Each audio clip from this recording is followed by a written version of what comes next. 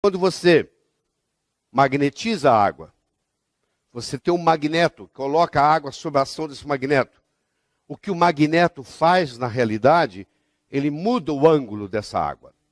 E quando ele muda o ângulo da água, ele consequentemente muda o número de moléculas que se reúnem.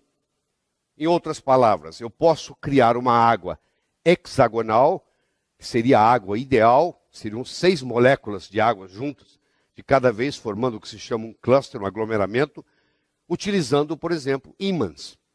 E às vezes você encontra no mercado dispositivos sendo usados para colocar dentro da água, para magnetizar a água.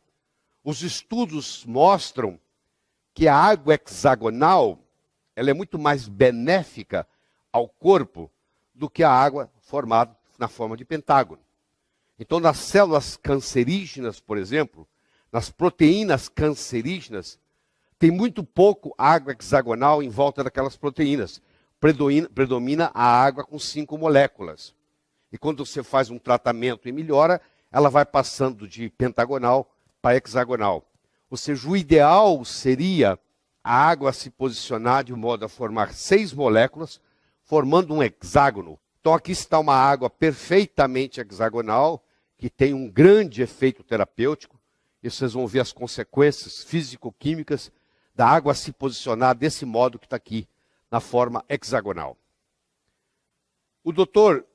Mu-Shik Jeon, que é um sul-coreano, uma autoridade em água no mundo, ele afirma que a água que circunda as proteínas anormais, causadoras de câncer, tem uma diminuição significativa do número de estruturas hexagonais.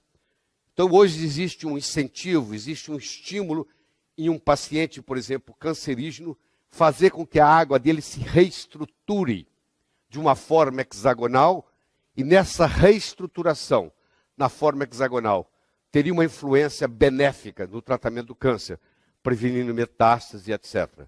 Então, existem trabalhos hoje mostrando que você pode fazer terapêuticas no corpo através da mudança da estrutura da água. Todas elas são H2O, mas a estrutura faz uma diferença.